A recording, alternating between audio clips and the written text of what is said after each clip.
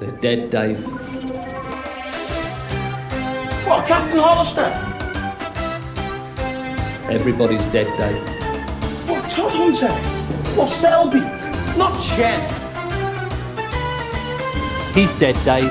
Everybody is dead. Everybody is dead, Dave. Hello, welcome back to Everybody is Dead, Dave, the Red Dwarf review podcast where we work our way through every episode of Red Dwarf in order, and we are up to Series 7. The us in question is usually myself, Phil Hawkins, long-term fan of the show, been watching since the 90s, and Adam Martyn. Hello, Adam. Hello, that's me. Apologies, listeners, if I sound a little lower or a bit hoarse today. We're recording this in December.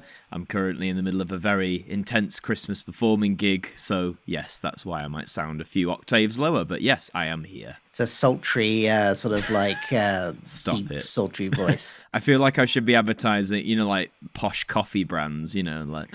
Yes, or M&S food. M&S food, there you go. I'll get the ad reads now. So.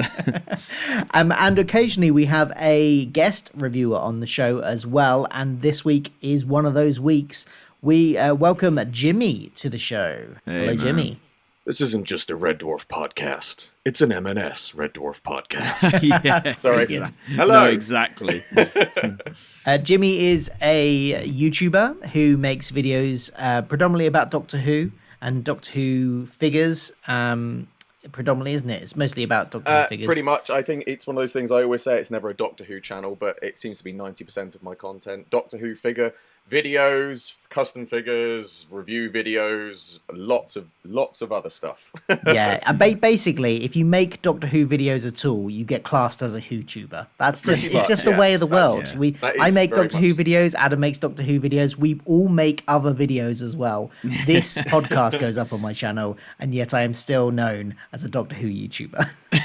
I was literally about to say, I was thinking, what would you be if you were a Red Dwarf YouTuber? And I would go, would that be a Red tuber? And I was like, no, that's a different thing entirely. Oh yeah. That's After Dark. That's the After Dark edition. Even Dwarf tuber sounds like it would be something else. But then I thought, are you allowed? Is that allowed? Would that be allowed? These days? Might get us into trouble somewhere. Yes.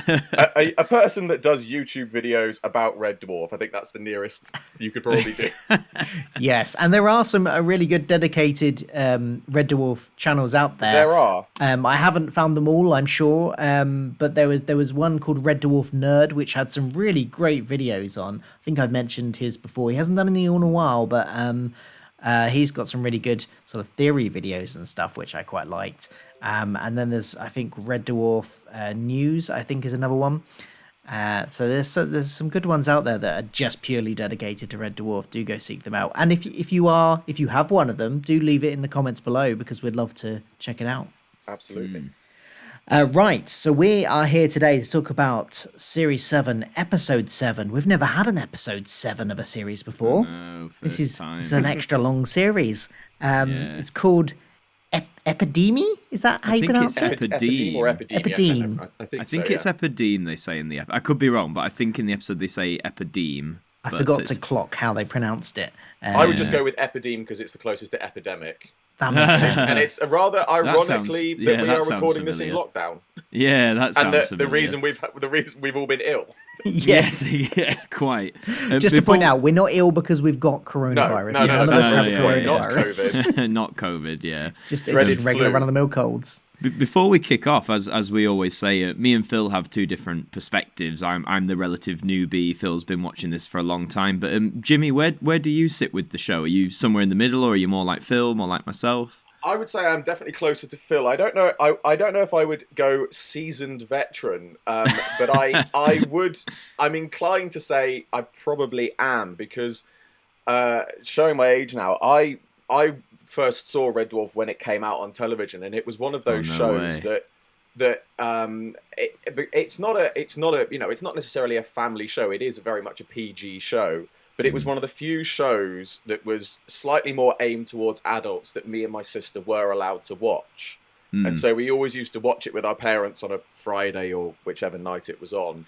And it's just been one of those shows that's always been in the background of my memory. And I've seen it I watched it all on TV. I watched it when it was repeated by the BBC many years back, and then obviously I got it all on DVD as it came out. So it is definitely one of those shows that I probably know better than I would know other ones. In some ways, don't test me on this, please, because I'm gonna regret saying this immediately. But I would say it's actually, I probably know Red Dwarf better than I know Doctor Who. But I put that down to the fact that there's less of it. I was going to say that. There's a lot less to memorize in Red Dwarf. Yeah, Doctor Who's got what, like 800 individual episodes, and Red Dwarf I think is it like 75, 76, something like that. I don't even think they ever reached 100. No, not yet. Not yet. Not yet. Yeah, they're still going. They might do one day get there, although now they're just sort of more making just like the occasional special. It's probably less likely. But you never know. You never know. You never know. So what can you remember what the first episode of it you watched was?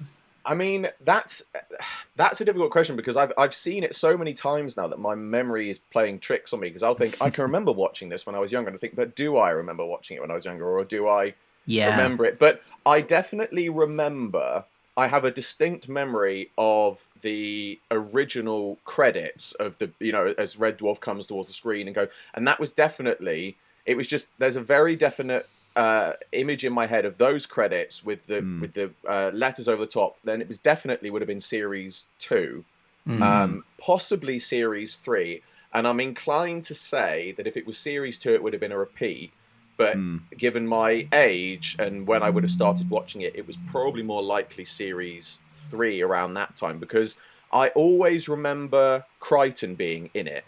And so it makes me think, well, I probably didn't see series 1 or 2 because obviously he wasn't in it. So I think it was probably around series 3 I probably started watching it. Yeah, well, you started before me then. I think I started watching it live around about series 5 or 6. I can't, again, my memory's a bit vague.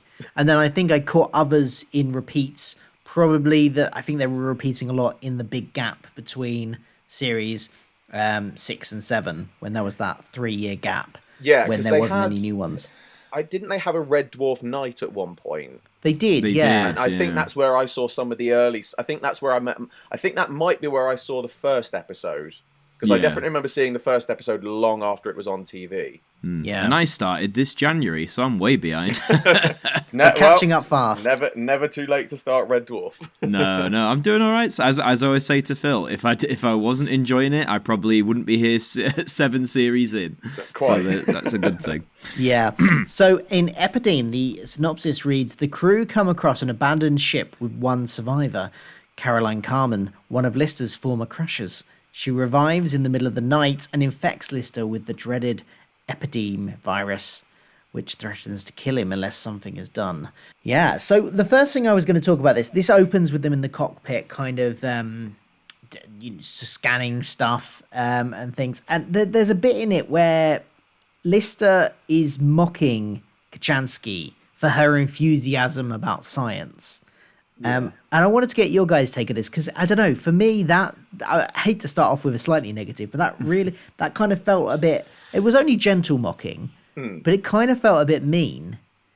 Yeah. Feel free to you start, Jimmy, as the guest. I mean, I'm just thinking about it. I think it's definitely one of those things that, I mean, when I was younger watching it, it didn't occur to me, but I think in this, it is a little bit mean, and I think there is an element of, I don't want to get too heavy early on, but there is an element of sexism in there. But I think what I like about it is when you actually look at Kochanski, she is the the nerd. There is that stereotypical mocking, but when you look at her as a character, I mean, not to jump ahead too far, but literally later on in the episode, she punches Lister right in the face. So I look at it and think, like, she does get her own back, and she is a very good example of quite a strong female character. So I think the mocking is it is a little bit awkward, but then, like I said, she gets her own back later. So I think it does make up for it slightly. But I think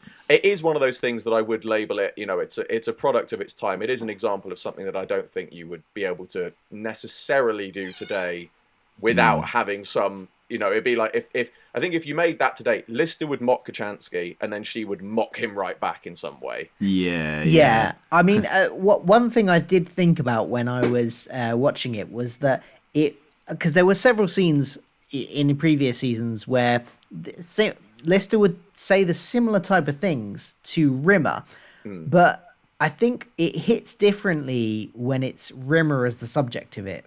Probably for two reasons. One, when Rimmer is trying to be all like, "Oh, I know about science," he's usually wrong. Yeah.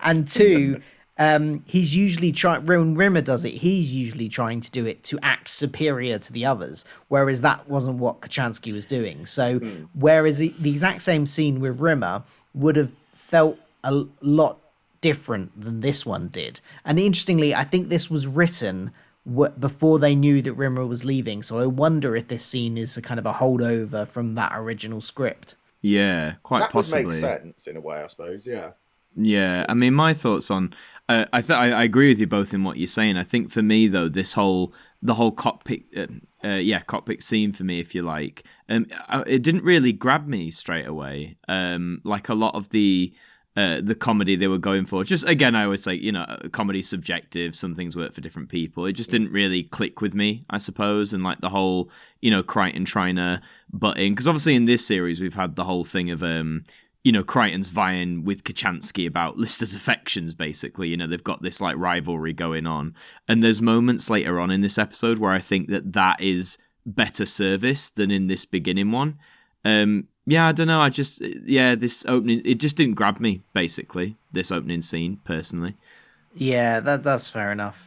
Jimmy, did you have anything you wanted to say about the opening scene? Not really. I mean, I personally, I quite like those simple cockpit scenes, because it is kind of like, it's a simple setup to the episode. It lets you know where they are. I mean, it's kind of like in series 6, where the very first episode, they sort of, they after everyone wakes up and Rimmer's brought back and things like that, and he's defrosted, and they all have that moment where they're all sat around the table just talking about what's going on. I think that's what I like about a lot of the cockpit scenes, is it just sort of eases you into the episode, saying, right, this is where we are, this is what's happening, bit of banter into the episode. Yeah, but for that reason, I can understand why it can be difficult for people to get into it, because you look at it and think, why is this here? Sure, yeah. Well, we said before that they kind of replaced these cockpit scenes have kind of replaced the bunk scenes that we used to get in the earlier seasons, where they'd sit around and have their sort of chit chats, and you kind of roughly get the introduction to the episode and what's going to happen, or a little intro sketch or something. That now kind of takes place in the cockpit and not the sleeping area. Kind of just has replaced that. Yeah. I did quite like the joke about Kryten getting a bachelor of something. I can't remember what it was now. Toilet University or something. From Toilet University, yeah. A bachelor of something science. Was it toilet science? No, Laboratorial sciences. Laboratorial sciences, that was it. And it turns out to just be a program, but he had to do a written exam to check the program was working. It was installed or something. Yeah. Yeah, something like that. Yeah, but the crew find a ship buried in a glacier, and it is a JMC supply ship, so the company that owned Red Dwarf. And they board it. There's frozen dead bodies all over the floor. I like the set dressing on this was really good, I thought. Fantastic. I mean, that's probably one of those ones. I mean, I think it was in series 4, Justice World. They used like, when it was still standing, it was the old pump house where the Tate Modern and places like that used to be as the sets. But you look at some of those places, they just find those sorts of places. It's all just pipes and stairways and things like that. But it's the way they light it and just the simple things they add to it that just you look at it and think that could so easily be the inside of a spaceship. Well, it feels grander than, like, I think it's in some episodes of Red Dwarf, sort of like what you were just saying there, Jimmy. Like they take because Red Dwarf is a show, like I'm sure, like a lot of the BBC sci-fi output of the time, the budget I'm guessing isn't necessarily sky high. But it's the way they utilize what they do have, and like this set of the ship they go into looks genuinely very impressive. Yeah, and the way they've made it all frozen as well, it looks really real and genuine. It looks like it is really cold in there, and all the frost and everything. It's a really good effect. It's wonderful, and it's the simple things like that. You know, you don't. It goes to show that for their budget, one of the things I love watching the older episodes of Red Dwarf, or even the ones into Series 7. You look at the set dressings, either on set or on location, and it really is minimal stuff that they use. These days it's all about, we've got to light this, we've got to put that there, we need this special prop built, we need, this lighting, we need this to be, that space there to be CG. And you look at that back in those days, and it literally was things from IKEA just painted grey, or just sets with a bit of ice on them, fake snow. And you just think, what they did with their budget was phenomenal with how they made it look. Absolutely. This whole scene is also they got some dark, ominous music. They go very high in on the kind of tension building aspects, like the way the camera moves quite slowly, got the dark, ominous music. And then it is brilliantly played when then Lister kind of falls to the floor and screams, collapses to his knees. And like, what's going on? Has he been attacked by an alien or something? And all it is that he's had some ice water going down his back. Completely undercuts the tension they've been building up brilliantly. That's what they do so brilliantly in Red Dwarf, because they build it up, and they really do make it. And then something like that happens, and it's such a simple thing, that everybody, the minute Lister falls to the ground screaming, everyone's like, what? And then he says what it is, ice water down the back, and everybody in the audience watching knows exactly how that felt. Yes. Yeah. Oh God, yes, I know how that feels. They find a preserved woman in a block of ice, a former Red Dwarf crew member, no less, which is a nice link back. Lister tries to make out that, he's trying to make Kochanski jealous, really, isn't he? By saying that he went out with this other woman, though he does get her name wrong, and just generally trying to get her jealous. And then Kryten, and he says? In fact, whilst I was dating her, the two women in the quarters next door nicknamed her Carmen Moans. You could ask her if she was still alive. Kryten chips in with, She is, sir. The life sign appears to be coming from this very spot. Does it? and then he has to massively backtrack and go, How about she might not remember me immediately? She might have amnesia. Was it ice amnesia? Amnesia causes ice. Something ludicrous like that. It's classic Lister, though, isn't it? Trying to pull off something like that and then being caught out for it. Just trying to be like the cool lad trying to ease it off. Craig Charles just does that so well. And then isn't there the brilliant quip after that where he says, he tries to get Kryten to confirm that. He says, ice causes amnesia. And he goes, I don't think I've heard that, sir. He goes, see, it's affecting him already. Yeah. It's the little quick fire lines like that just sort of, that really make it stand out. And it's just those, again, the simplest things in some of the writing of those episodes are just brilliant. They take her back to Starbug, though, but seemingly the ice won't melt, so they all... Well, there is an interesting line there, because he says she's cold and unresponsive, and Kryten... This is... Because up until this point, there hadn't been any animosity between Kryten and Kochanski, which is a thing we've picked up on being a reoccurring thing in most episodes of the series since Kochanski joined. But here it comes back again because he says, and what about Miss Carmen? Implying that actually that Lister was talking about Kochanski. Yes. We've mentioned before that this little animosity between Kryten, or the jealousy that Kryten feels, is getting a little bit tiring. And at this point, I was like, well, okay, it's one little dig. It hasn't come up in the rest of the episode. Maybe it'll just be this, and then that'll be it. But it wasn't. Later on, it comes back with full force. So, and the jealousy, again, later on. I mean, we haven't really got to that bit yet, but it does.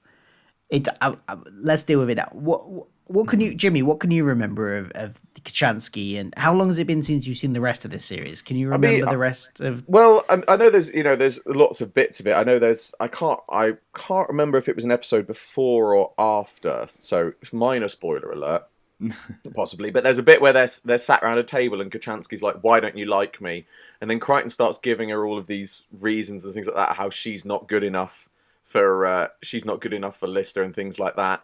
And I personally don't mind it. I can certainly understand why it does get a bit tiring, but I think what in this series certainly I sort of, you know, in a fun, good-humoured way, I liked the sort of campness that Kryten had, and I think it was best summed up in Beyond a Joke, where he's referred to that his programming, he's supposed to be this mother hen clucking, and he sort of does show that he's not just protective of Lister, he is like an obsessed mother, and so I do think that, you know, it's like he has become, you know, the whole point of Kryten is he's there to look after people. And so you think, you know, it's sort of like he's an android. He's not male. He's not female as such. But the idea is that he's been looking after people, and he wants to look after people so much to the point. Of course, there is going to be that sort of slightly more obsessive mother quality to him, I think, because it's also worth mentioning that, bearing in mind, he looked after the people in the Nova 5 without knowing they're dead. So he has got a bit of a screw loose, you know? Yeah. So yeah. I don't mind the animosity between them. I think it does work well, but it's also the fact as well that I think it works well because, again, Kochanski's a very strong character, and while she might be a Kochanski from another universe, she still knows Lister. She still knows what Lister likes, and in many respects, she does know what is best for Lister.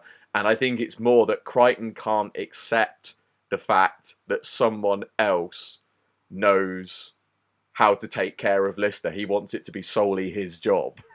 Yeah. And that's not the sort of... I think my problem with it before, or why I've complained about it, is, for me at least, like, I don't mind these moments of tension between the two, like, cropping up. I think it just depends on, like, where it's fitting in that particular episode's story, if that makes sense. Yeah. Like, there's been some earlier in this series where they just sort of... Well, it appears they seem to just have a little squabble, but... It's not even like it comes so off the cuff, you know, so removed from whatever else is going on. You sort of think we've paused everything else to have the Kryten and Kochanski, you know, variety hour sort of thing. Whereas in this one, I did enjoy a lot of the quarreling because in terms of like the wider story and what was going on, it just made a bit more sense to me. So I was actually fine. I mean, case in point, one of my funniest moments, might be a contender for my funniest moment actually, is jumping slightly ahead, is, you know, when Kryten comes in for his emergency dusting. Yes. Robert Llewellyn's physical comedy there is spot on. You know, the way he barges into the room and he's trying like to peer moving around about. him, and Like, look, that is actually probably, remembering series 7 so far, my favorite of like Kryten's acts of pettiness, if you like. I just think that it was played so well. Yeah, definitely, yeah. Before we get to that bit, though, first of all, we get the woman it's in the ice, finally cracks and defrosts, but everyone is asleep when this is happening. So she gets up and we get a very creepy scene. The first thing we see is her very decayed feet hitting the ground as she starts to walk. And there's a sort of point of view shot of her walking through the corridor. Again, it's very creepy, very ominous. The tension is building with the music. All great stuff. It was genuinely a little creepy. Like, you know, when we first see her face and stuff, I was like, wow, they did a great job on the makeup there. Yeah. No, absolutely. I mean, the scenes of her feet and where she walks in the doorway where the lights aren't on, I do remember those really quite sort of scaring me. Almost, you know, not quite, but a sort of, you know, appearing through the fingers moment. When she's in the room in full light, it didn't bother me. But again, it was the darkened lighting and just the glimpses you see her as she walks and the music. It just really does make those scenes creepy. Yeah. And she finds her way to Lister's quarters and crawls into bed with him. He doesn't realize it's her and thinks it's Kochanski because she's kind of sort of ends up sort of spooning behind him. And she starts to undress him, pulls his long johns off. I just love the fact that he's also just, it must be cold on that ship or something. That's why he sleeps in long johns. But and he's liking this because he thinks it's Kochanski. I thought that was a very funny scene. And then it gets to the point where Kryten then interrupts and he bundles her, still not seeing that it's the decayed other person that they've just trusted, still think it's Kochanski, into his shower covered in the duvet. And that's when we get the scene of Kryten coming in and fussing around, having detected somehow that there was another life form in there and assuming it was Kochanski, much like Lister has. Yes. And it's this whole physical comedy. It works really well as he's trying to. And throughout all of it, they don't find her. So they don't work out that it's the other woman in the thing. And in fact, even when Kochanski walks in the other door, Lister still thinks that she somehow got out of the shower and worked her way around. She got through the vents and down just to get Which past is a Kryten. nice tie back to Duck Soup, because that was where they went up through from there. So we do know that there are ducks above there. Do you know, I've never made that connection before. Yeah. I've never thought about that, but that's, well spotted. Oh, that's just never occurred to me. There you go. Learning something new. Aye. We did get, this was where Kryten was being, and this is the one moment where I thought it was a little bit too much, where he was the jealousy again, because he goes into that you're going, you like her more than me, high-pitched bit. And I really did like the fussing around and looking for her and stuff and that kind of aspect to it. But when he got to that bit, and in fact, I think Lister epitomized my thoughts on it perfectly when he said the line, "Not again, man." Yeah. Yes. I think with that gag, the high-pitched Kryten, I think it was this series, wasn't it? It was, of course it is, where we first heard that. And the first time, I think me and Phil both said we found it really, really funny. I think for me, I enjoyed it a little, but I think it's that, I don't know the exact phrasing, but you know what they say about comedy, like when you sort of repeat the joke too often, too quickly. Dissecting a joke's a bit like dissecting a frog. No one's that interested and the frog dies. That's the one, yeah. And it reminded me, do you remember I think it started in series 5, I might be wrong, but series 5 or 6, Rimmer had the running thing of every week he'd have a new, Space Corps directive. Yes.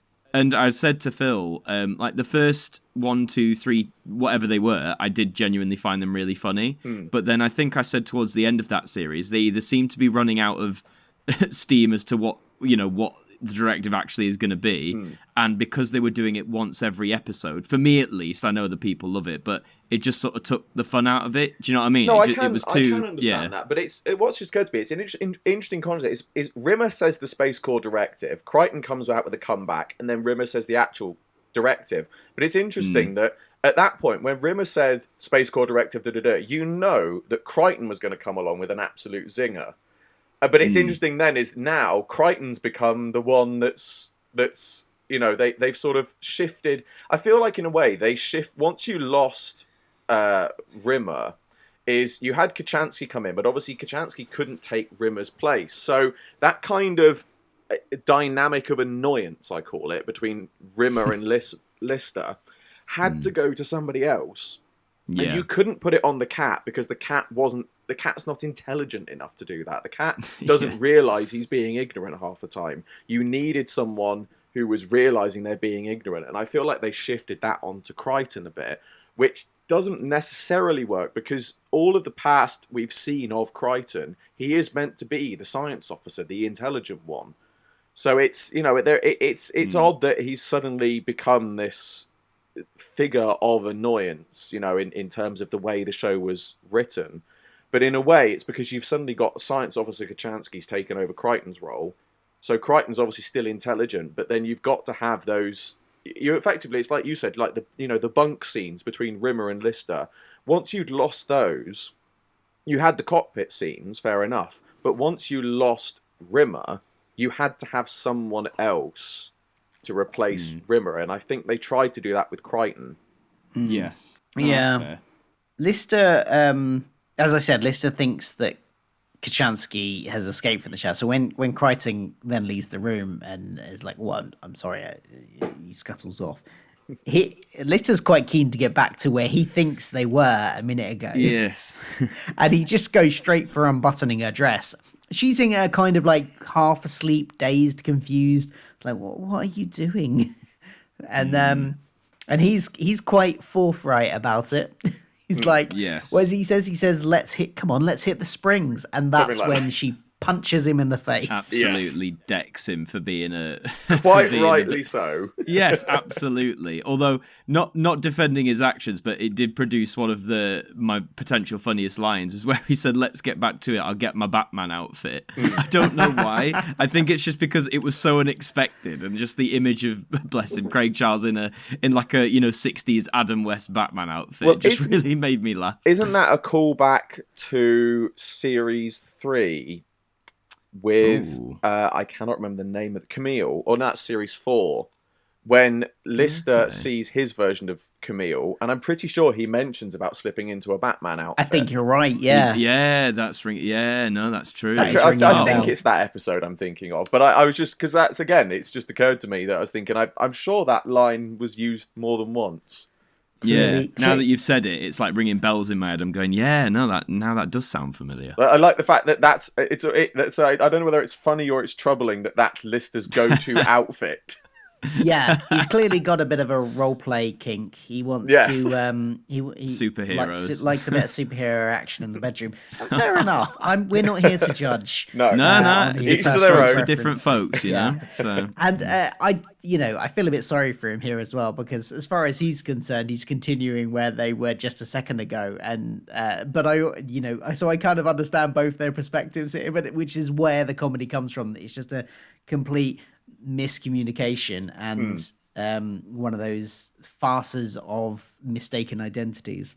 But it's good. It does work very well. Oh, what I do love is when Kryten comes in and sort of sees the aftermath. Again, another line that made me chuckle, just because again, what Red Dwarf I think does so brilliantly. I think you said it earlier, Jimmy. Sometimes they just come out with these lines that you're never expecting in a million years, but they just tickle you somehow. It was when I think he says, "Oh, are you all right?" And he says, "How do you feel? I've just been, molested by Tutankhamun's horny grandma." Yes. Oh yeah, this is after he's finally worked out who was in his shower, because he still thinks it was Kat. Yeah. And then he goes, he's like, "Oh, I'm just gonna go back to bed. Oh, my duvet's still in the shower," and he goes to get the duvet. And then he gets attacked by this thing who literally pins him to the floor and forces its tongue down his throat. It was a bit grim. A bit grim. A little bit grim. Thus infecting him with the Epideme protein before dying. And we find out a bit of exposition about what this thing does in the medical bay, and the fact that it was developed as a nicotine sort of suppressant, and to stop people being addicted to nicotine, but it massively backfired and somehow stopped them. Basically, kills you within 48 hours, and is an intelligent virus. Weirdly, not that far fetched from reality, though. Is that things like that have happened in the world of science? That things are created that are used for something that are then have better uses for other things. So it's. I like the fact that there is an element of it sounds silly, but actually, does make sense that it could be possible that something like that could happen. That something that's created to help people actually is far worse for them. Yes. Yeah. What is maybe less possible in the real world is that you could then hook up a machine to it, talk to it, and it sounds like an American DJ host. And a great big hi to all of you out there in Flesh and Bloodland. And tonight, Dave Lister, assisting vending machine sub-operative and spice food connoisseur. This is your death. Yes. Oh my god! Which is what they do, because Kryten suggests reasoning with this intelligent virus, so they hook up a machine. And it does sound this great American DJ voice, like, "Hey, welcome to," and it sounds like it reminded me of all those classic like American game show hosts from like the 70s. They all talk in that sort of style. Well, you've won these fabulous prizes. What's the classic cliche? Is that like, "You've just won a new car" or something like that? Oh, Dave Lister, let's see what he's won. Yeah, exactly. I'll tell you an interesting little bit of trivia, if I may, for those of us of a certain generation. I think Phil might remember this. I'm not sure if Adam will, but do you remember the original CBBC Dennis the Menace cartoon? Oh, I remember that. Yeah, I think so, yeah. The guy that does the voice of Epideme did the voice for a lot of the characters in that, like Pie Face and a load of other people. And he's also, because he was on, it's on the behind the scenes on one of the DVDs. He was the voice of the Honey Monster in the 90s as well for Honey Nut. Was that when they had the phrase "Don't forget the honey, mummy"? Yeah, or whatever it was. Yeah, yeah. And the Honey Monster that's used to him. It's the same terrify guy. me. I used to hate the Honey Monster. I don't know He's what it. I mean, creepy. I was only like 3 or 4, so I guess that deep voice and that big cut. Yeah, terrifying. On par with Mr. Blobby. It's the actor is Gary Martyn. I'm on his name, IMDb yes. now. He's quite a prolific voice artist. He's done loads of stuff. He was in what I presume was a direct to VHS, Never Ending Story 3: Return to Fantasia. There's a third one. There is a I didn't third even one. know there was a second. Well, it's still one. going on, don't you know? It never ends. It's the Oh, Never Ending God. Story. He voiced somebody in probably was under prosthetics in Space Precinct. Yeah, and he's done lots of other voice work for video games and such, and animated shows over the years. So He's the British Nolan North. Yes, yeah. he did remind me when he first came on a little bit. When I did have to look it up, and I realized it wasn't the same guy, but it reminded me a little bit of Talkie Toaster Yes, he does actually. God. Yes. when he first came up. It's been a while since we've heard Talkie Toaster's tones. It Well, that is, because it wasn't is. Talkie Toaster? I mean, you've probably discussed this. Talkie Toaster was David Ross, who was Kryten, wasn't he? The original. Yeah, Kryten. the first original Kryten. So for a brief second, I wondered if they brought him back again for this, and then I looked it up on IMDb and realized they hadn't. But yeah. No, they do sound very similar. They both Yeah, got that well, it's sort of that game kind of- show host Yeah, vibe it's to the them. style. Yeah. The intelligent virus kind of they have a bit of an intellectual standoff on whether or not what the virus is doing is right, and he compares what he's doing with what Dave does when he eats chicken. You killed the chicken and you're eating it to live. I'm killing you to live. It's the same Yes. thing. Yeah. It is a bit of a knotty point because when you think about it, it's like if that Epideme virus is the only one, then technically killing it's an act of genocide. I don't wish to get really deep, but it is actually, when you look at it and think you don't want Lister to die, but Epideme's got a point. Yeah. But then again, same the other way around. Lister is well, the last why? human. It is also genocide to kill him. So Very much so. Well, actually, to be fair, is Lister the last human? Because Kochanski's there. Well, that's true. Good That's point. true. Last original human from that universe. Yes, Last the last original human. human of that dimension. Yeah. Yeah. So what they come up with is a plan to force the virus into his arm and then chop it off. I did giggle when Kochanski says, "Let's go chop chop," and then sort of realizes what she does. It's like, Yeah. sorry. Yeah. Very quick. Now, did you pick up on the link to a really old episode here, Adam, or indeed Jimmy? Ooh. Wait. When they're discussing about Well, just cutting the his arm off, or? whole situation of an arm being chopped off of Lister. Yes, I do. You remind me of it. Yes, I do. It's never mentioned though, is it? It's No. never brought up again. No, You'll have to he spark never- me. It's not coming So to me. I don't blame you because it is right back at the beginning. I think it was the second or third episode, Future Echoes, where we get a vision of a future Lister who has a robotic arm. Oh, yes. Oh, wow. Oh, God. So we've mentioned this before, Jimmy, but we've realised that, so the tiniest pieces of continuity they'll decide to pick up years later, but then some really big bits of continuity, they'll just be like, nah, we'll ignore that. Yeah. Well, is it like the classic one that always sticks in my mind is how there's suddenly 1,000 extra people on board the ship in Yes. in Justice World. It's, Yeah, exactly. But yeah, no, but the arm Lister, that was one of those ones that, again, for years it never occurred to me, and I think it's because it's never mentioned. Yeah, because you would think he would go in realizing that he's gonna have his arm chopped off. You would think he would go, "Oh, I did have that vision." When we saw our future selves, he didn't have it. He had lost an arm. The thing that I thought they missed the trick with that. While we brought it up again, minor spoiler alert, Adam, is in one of the future episodes there is a scene where Lister is fitted with a prosthetic to try and replace the arm, and it's bright pink for some reason, and I've never understood that because it's meant to be one of it's not one of Kryten's spares, but anyway, but when you look at the design of the arm, it does look similar to the one from series 2, and I always questioned why they didn't paint the arm silver as a reference to that. Yeah. Very strange. Although I suppose in that episode he was meant to be like 170 years old. He probably went for a few arms in between. This is true. Replacement arms gradually.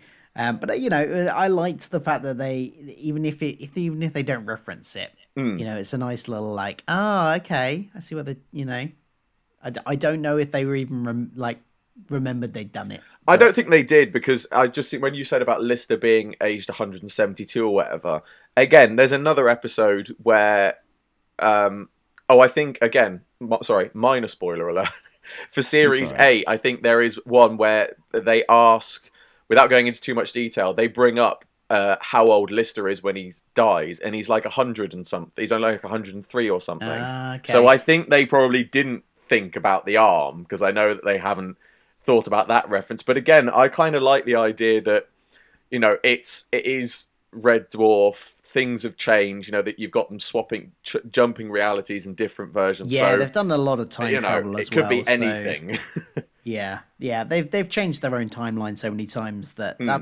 explains a lot, to be honest. Yes. In the continuity, if you want it to. So he insists that it is his left arm because he does a lot of stuff with his right arm, and I think we're meant to imagine what he might do with his right arm. Obviously, play guitar. He plays guitar. Exactly. He doesn't do anything else. Doesn't do anything else with it. He plays guitar. Bad. Holds a beer. But during the operation, they're trying to basically inject him with stuff that then herds the virus into his arm, and it kind of subverts where they're trying to herd it, and they end up having to herd it into his right arm, the one he doesn't want chopped off, and so they have to chop that one up as well. And then when he wakes up, he has this sort of looks to the arm they were going to chop off and sees it's thank still God. there. He's like, they found another way or something. That's the kind of expression on his face. And then he sees his right arm's been chopped off. I may have dreamt this, but I seem to remember many, many years ago, I read, it was an article that somebody had done. Apparently they had interviewed Doug Naylor, and apparently the original joke, or one of the proposed jokes that he thought of, whether it made it into a script or not, was that they were going to try and get it into Lister's arm. And he wakes up and he realizes, thank God I've got both my arms. And then he gets out of bed and he falls to the floor, and they've had to cut off one of his legs. And I look at it and think, that would have been a really good joke. That would have been actually that would have been really, really good. But I can kind of understand why they didn't do that. But if it was indeed the case, because it would have been a hell of a lot more difficult for them to hide one of Craig Charles's legs than one of his arms. Yeah, but I actually, when you were telling that story, I thought you were going to go down a completely different and much more ruder route and say that they had to chop off something else off. Yeah, probably. The joke I did like at this, though, was like when he realizes that they've cut the other arm off the arm he didn't want to cut off, he's like, My left arm, I said. That's my right. What kind of navigation officer can't tell left from right?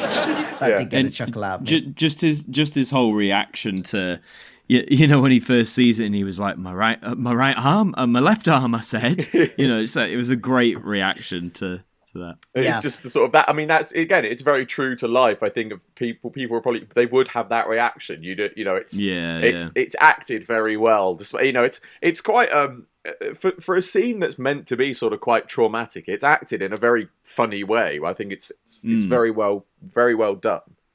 Yeah. Yeah. It was all for Vane though, because 7% of the virus managed to make it back into his body, so he's still going to die. It's bought him an extra whole 50 minutes. Yeah, so it was all for naught. And he doesn't want to. He doesn't want to go through that. He doesn't want to be turned into a horrible zombie to then bite or try and snog one of his friends. I think he says like, I'm either going to end up snogging, putting my tongue down either Cat or you to Kochanski and turning you into one of me. So he goes off to blow himself up on the ship, basically, on the other ship. Yes. Just backtracking slightly, I'm trying to remember, doesn't the Cat have one of those brilliant lines as well where he says, like, what am I supposed to do with 50 minutes? And he says, have half a juggling lesson or something. Yes. Yeah. It's one of those classic Cat lines. Yeah, we haven't talked about Cat much in this episode. He kind of pops in and says the occasional line, but he's not massively It's like our returning criticism, isn't it? Or criticism or talking point. Like we noted Jimi in the early seasons, probably more prominently in the early seasons, that Cat often never had much to do. He just sort of turns up for his zingy one-liners, and that's about it. Which is fine, but especially when he feels like more of a regular part of the crew from when they lose the main ship, Red Dwarf, and it's all on Starbug. But there's still moments where it feels like it got better when they lost Red Dwarf, and he kind of featured a bit more. He came into his own because they gave him more to do. Yeah, and it's one of the things that I thought was a shame about this series is I cannot remember the name of it, and I don't know whether you're aware of this, Adam, but there was supposed to be a cat-centric episode. Yes, indeed. We've just we recorded not long ago the commentary for the missing episode. Yes, because it's on one of the DVDs. So yeah, I think we both said, didn't we, Phil? We wished it had got made, because it was in this season. It was one of the scripts the for duck this suit season. replacement. Yeah, and I think they did adapt it for one of the more recent Dave seasons, like if memory serves. I don't think it's exactly the same, but they did sort of do something a bit. They had elements of it, but when you actually look at the missing episode, you look at it and think, why didn't you do this instead? It would have been a brilliant episode. I mean, from what everything says about it, it got cancelled because of budget reasons, and it was just too expensive to make. It had a lot of Gelf in it. When you look at the storyboard version, you can see why. Absolutely. So it was a shame to lose that from this series, because Cat, I think this series, especially since Kochanski has come on board, has kind of fallen to the background again. He kind of he'd come up a bit in series 6 and became a bit more prominent. He didn't get his own storyline so much, but he was there as a presence a bit more than just zingy one-liners. But he's kind of fallen back a bit to that again since Kochanski came on board, unfortunately. Yeah, he's sort of relegated to, he's the exposition sort of side of things. He's I think the idea is probably that he's sat there, he's flying the ship, he's, somebody's got to be in control of something. But you sort of do feel like, well, was that because they needed to, it was assumed that he was flying the ship, or was it because they didn't have a lot for him to do, so they had to say, oh, he's off doing this. Yeah. Yeah. So Lister goes to blow himself up, and the virus tries to convince him not to. Eventually the virus lets slip that the crew were very close to finding a cure. And initially I was like, why would he tell him that? I mean, I get he wants to stop him blowing him up, but we do find out it's because the virus thinks that they can't get to the cure quick enough.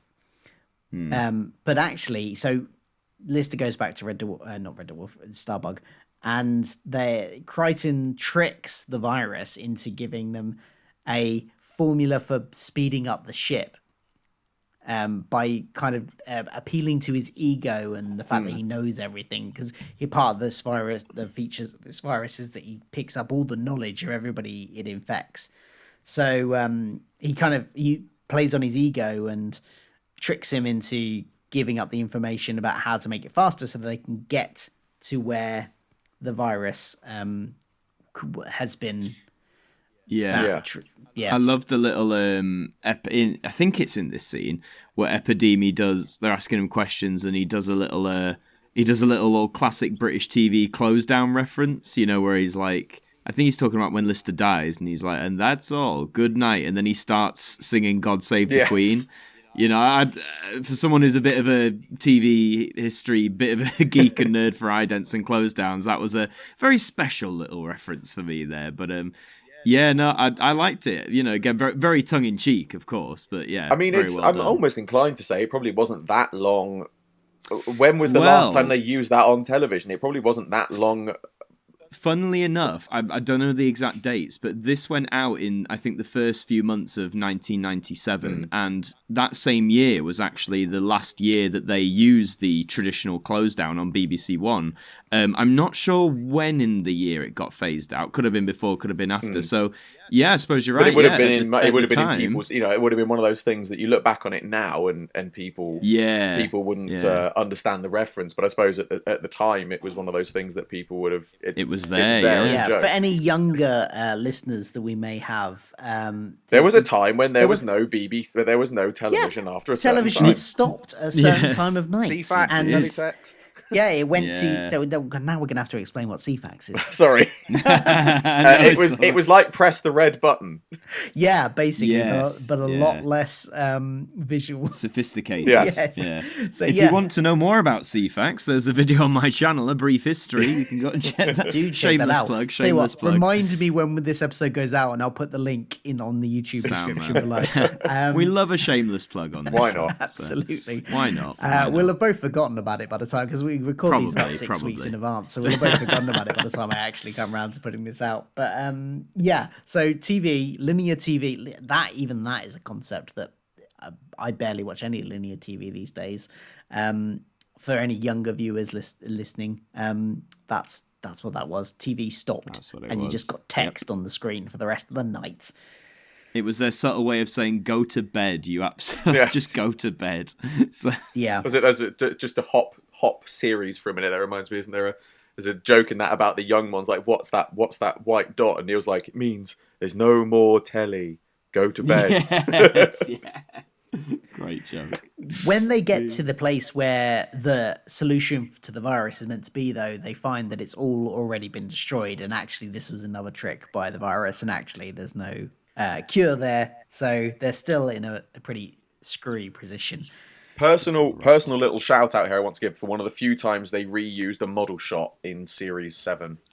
Because they used was it. it They a used a reuse? model I shot did of wonder. Starbug across the planet, and again, those model shots in the early ones and in the later ones, it's very much things like that combined with my love of things like model railways and stuff like that my granddad installed on me. But it was those sorts of model shots on television are what got me into arts and crafts. So seeing those pop up again the few times in Series 7 was always brilliant because they looked so much better than the original CG they used back in the day. We've said throughout this podcast that the model work on this show is always absolutely beautiful. top notch. Absolutely stunning. Fantastic.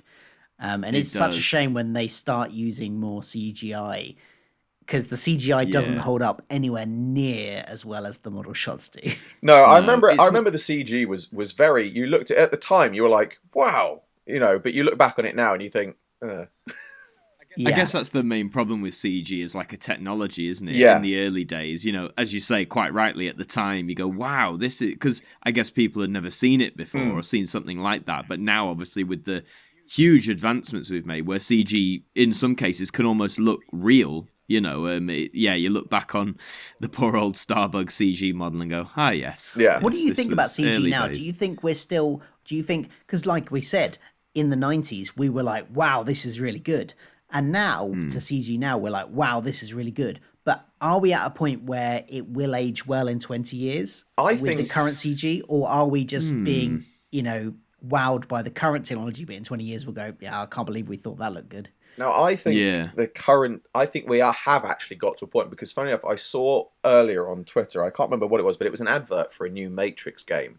And it had Keanu Reeves advertising it. And you actually realise it's not actually Keanu Reeves, it is a CG version of him. And it's got to the point now where my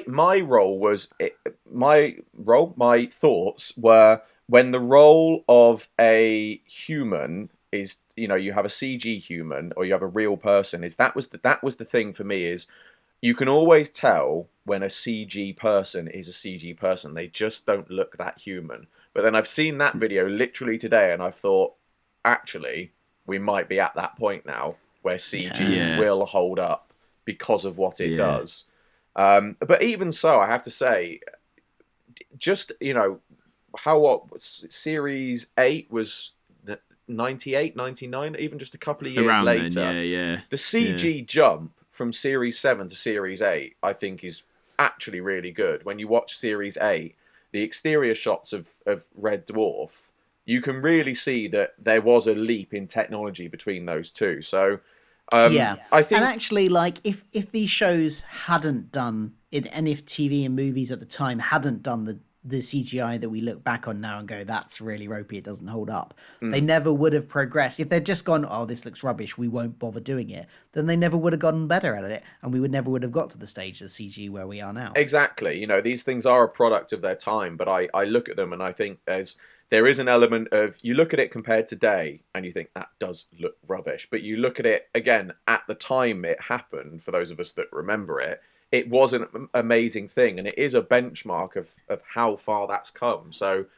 whilst it might not stand up today, it still has a wow factor for, I can't believe they did that at the time. So going back to the episode, they're in a bit of a dire situation.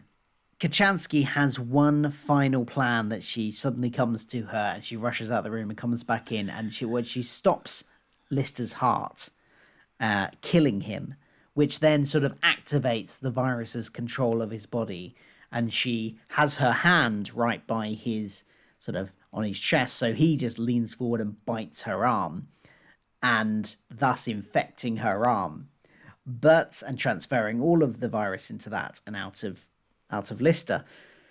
But it's a fake arm. Well, it's not a fake arm, it's a real arm. It's just not her real arm. It's the real arm of the body they found at the beginning of the episode. Yeah. Brilliant. I quite liked it. I quite liked the sort of reveal. I mean, call me simple or whatever, but when she was doing it, at first I was like, okay, so is this going to be like a recurring thing that both Lister and Kochanski don't have an arm? But then it was as I was like, she's not exactly wincing at this, is she? Yeah, because she chops it off. I liked it. The fake arm off, not revealing yet that it's not her arm until after everybody goes, and then she pulls out. No, I arm. liked it. I found it quite funny, the reveal. So I think my favourite bit of that scene is the reactions. Is the classic thing of the cat. Danny John Jules does one of his perfect pratfalls. Oh my gosh! And then you see him on the floor still pointing. Frozen. And again, Robert Llewellyn does one of his fantastic bits of physical comedy, as his shock and surprise. That's what I think that's what I like most about that scene. It is the reactions, just absolutely fantastic. My funniest bit of this scene, it comes a couple of moments later where they've like, yes, we've defeated them. They walk over Kat's body, because he's fainted, and head out the door. And then they realise that they need to revive Lister. Yeah. And they're like, and also they it's just left him there. It's really nice because actually they've had this animosity, and this is where the animosity does work in this episode, because they've had this animosity throughout the whole episode, and as they're leaving the room, they kind of have this kind of like moment of coming together and like, oh no, you're all right actually. Kryten has to accept that he's been wrong about her to an extent. Yeah. And that's when they realise that they've left it, and it's just like it adds to that comedy moment that they have just gone and made up, and that's when that happens. And that for me is one of the few times I think I actually liked Kryten's high pitchedness. Is he leaves the room and then there's a beat, and then you just hear him scream, Mr. Lister. And that's one of the few times I think that works, because and I think it's one of those classic things, it works because it happens off screen. If you'd seen him do that on screen, it wouldn't have been as funny. Yeah, I agree. Absolutely. And then they revive Lister, and then we get a to be continued. Not often we get one of those. Yeah, not often. So, I mean, for me, again, this is my first time going through it. And I know episode 8 is the finale of series 7, so I'm thinking, is this the to be continued? Is that implying, is Epideme gonna somehow, return somehow, or is it just in terms of to be continued for like Lister now being armless? Or call me intrigued. I don't need to worry about him. He's armless. Very, very good, very good. Hire me as a scriptwriter, Red Dwarf. No, don't. That's a terrible joke. I'm sure between us we could rustle up a script of some kind. We absolutely could. Well, I said this on Twitter the other day in response to a Big Finish tweet that they said, "Oh, do we make too much audio drama?" And I said, "Not until you've done some Red Dwarf." Yes. Come on. We can get some good Red Dwarf audio dramas, I think. Definitely. I mean, you'd be. I personally, because obviously, the cast obviously all do things. It would be brilliant if you could get full cast, but I don't know if either of you have ever listened to the audiobook versions of Better Than Life and Infinity Welcome's Careful Drivers. I've heard clips. personally, I would just be happy if they just got Chris Barry and did like some short trips for Red Dwarf, because he can do all of the characters. He's brilliant at it. Yeah, we mentioned this when we recorded the Lost episode, the cat-centric one, because Oh, of obviously course, on yes, he narrated the that, didn't he? DVD version of that, and he does them all so well. So let's move on to our regular features, which are that we pick a favorite character in the episode and a funniest moment. Favorite character first, Jimmy. Do you have one? I actually would have to probably say Kryten, simply because I think it's not just this particular episode. It's all of Series 7. You know, we talked about Robert Llewellyn's physical comedy, but I think this one is one of those ones where he has some of those brilliant moments. You know, the shock of seeing, you know, the arm, his reaction to Kochanski suddenly walking in after he thinks he's found Lister. But as you mentioned earlier, it's the moment where he's trying to get past Lister in the corridor. And I just think, for me, it has to be Kryten, because he has some brilliant moments in these. He has his moments of slight annoyance that we've talked about, but I think this is one of those episodes that shows Robert Llewellyn's ability to just make Kryten. He's brilliant in whatever scene you put him in. You know, he's either something physical, or he's got some fantastic lines, or he's there to explain a bit of exposition. And I think, you know, whilst the exposition is a little bit lacking and he does have a few zingers, I certainly think that this is definitely one of his more moments where you can see the physical comedy of the character. Yeah. What about you, Adam? I'm going to give it to Epideme, you know.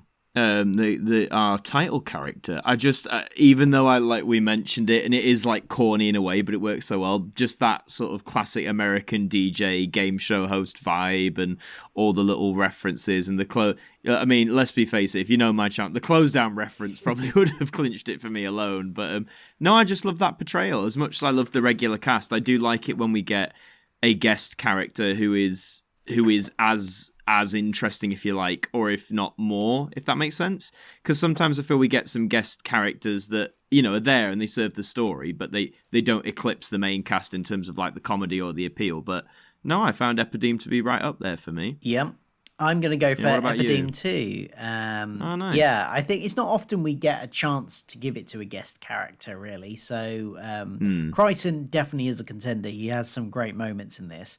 But I'm almost positive there will be other episodes that I will want to give it to Kryten. So given that Epideme is so good in this one as well, and I really like the start and the kind of the banter and the snarkiness of him. I'm going to give it to him too. Nice. What about funniest moments, Jimmy?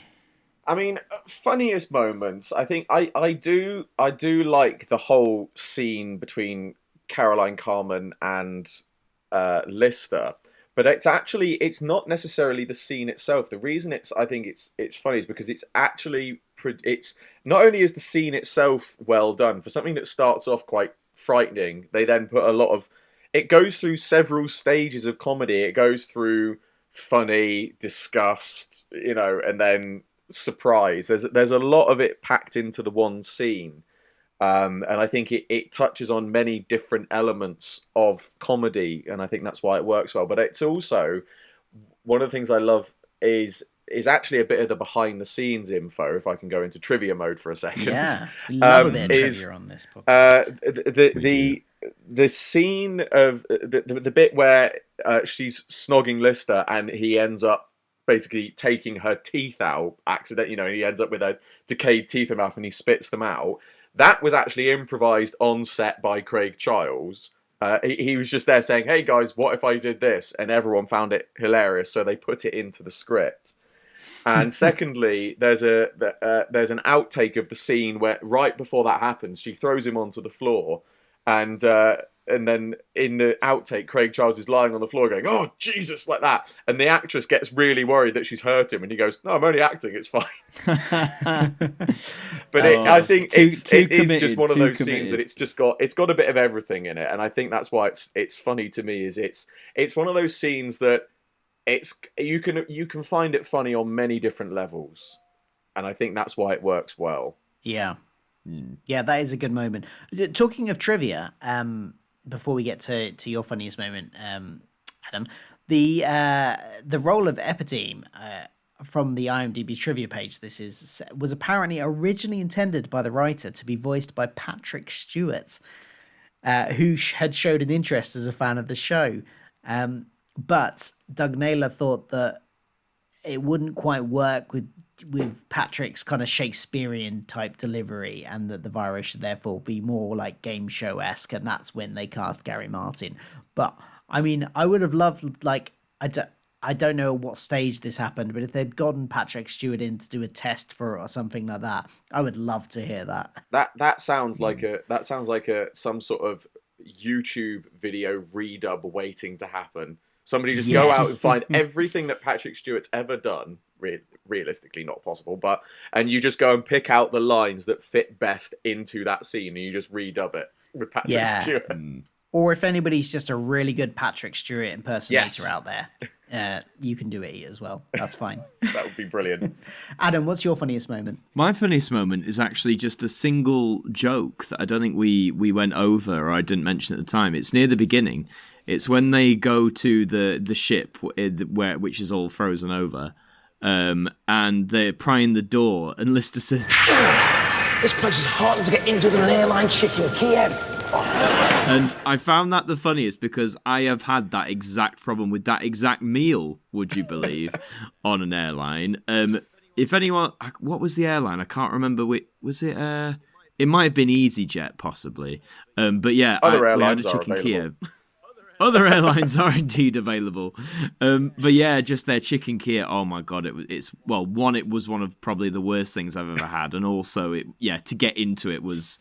Because they give you, I don't know if they still do, there's like little plastic knives and forks and stuff. Whenever you're trying to do anything. Yeah, and they're just no good. So, but yeah, I felt like that joke spoke to my soul a little bit. So and it got the biggest laugh out of me, admittedly. There were other contenders that we mentioned, like the Batman suit gag and all that, but I've got to give it to the airline chicken Kiev. Yeah, for me, there were several contenders in this episode. There were lots of really funny moments in this episode, but I'm going to give it to the moment that I did mention earlier on, where the Lister tries to make Kochanski jealous by saying that he went out with this person that is in this ice block before he knows that she's still alive, in inverted commas. And the backtracking, especially when he finds out that she's still alive, that got me laughing out loud. So that's my funniest moment. Very good choice. Nice, good choice. And the last thing we do is give it a mark out of 10. How many scutters out of 10 do we give this episode? What about you, Jimmy? I'm inclined to say 6 or 7.